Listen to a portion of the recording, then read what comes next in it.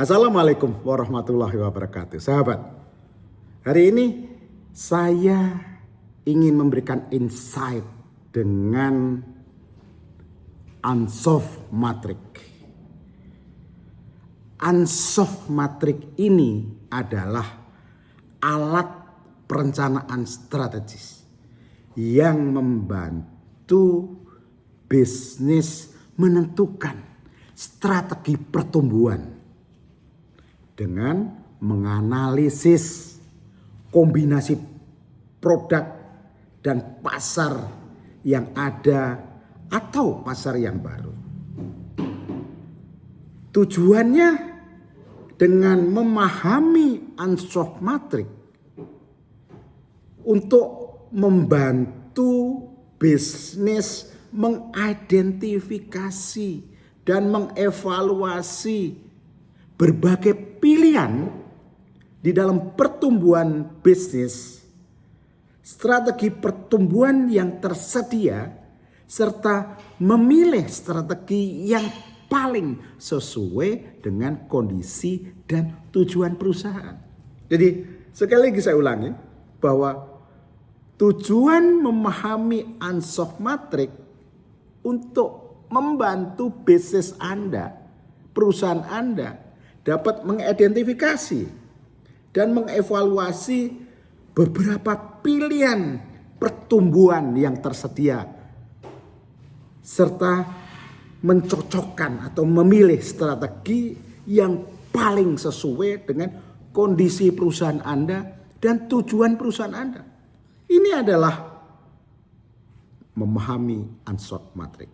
Nah, sahabat, unsolved matrix menawarkan 4 strategi utama.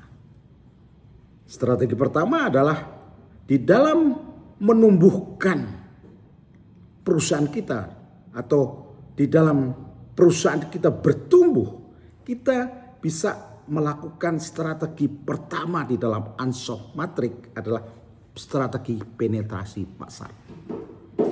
Strategi yang kedua adalah strategi pengembangan produk.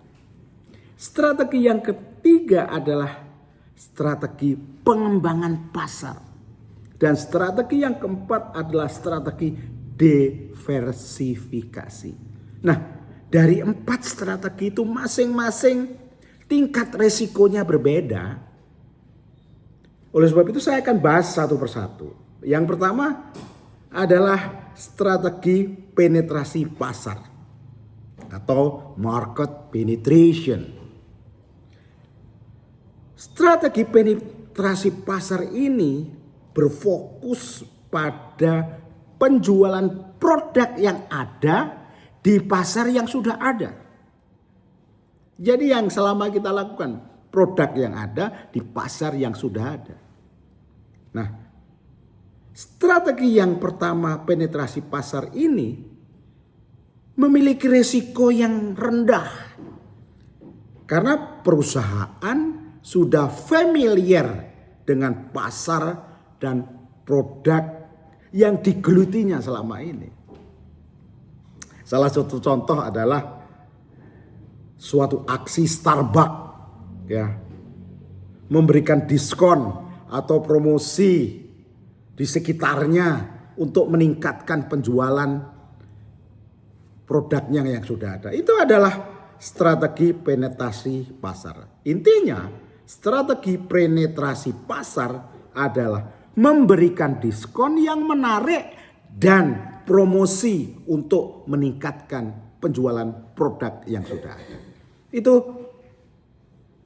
satu dari 4 strategi unsolved matrix.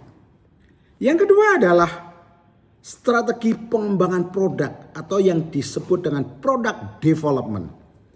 Strategi ini berfokus pada pengembangan produk baru untuk pasar yang sudah ada.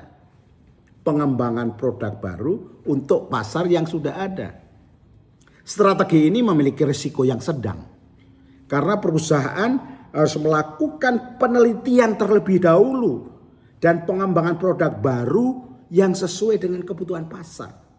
Saya kasih contoh, misalnya Gojek.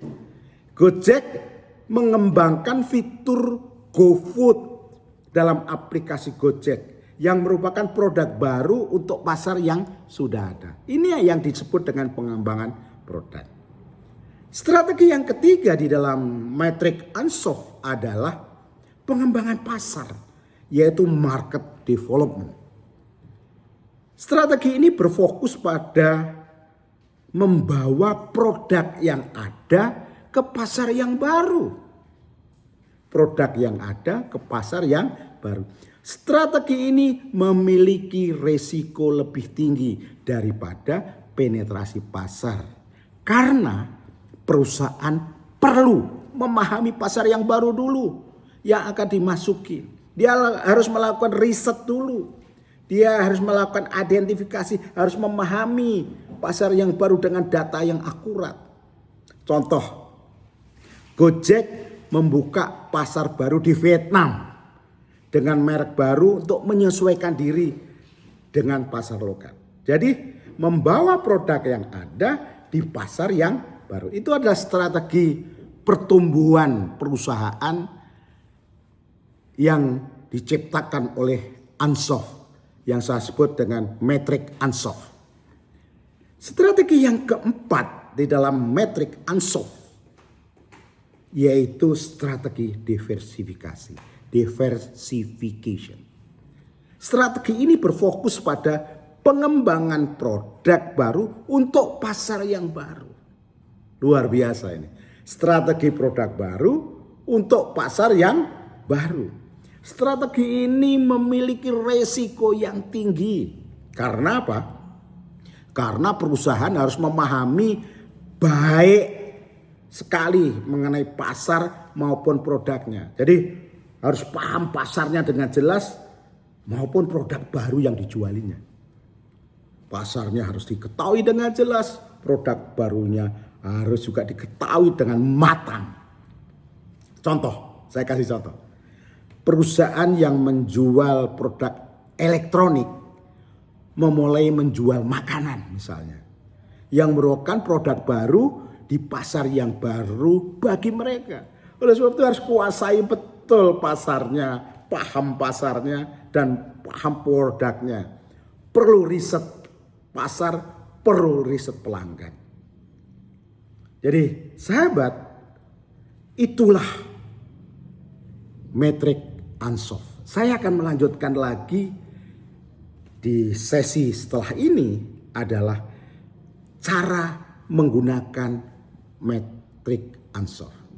Sampai bertemu lagi. Assalamualaikum warahmatullahi wabarakatuh.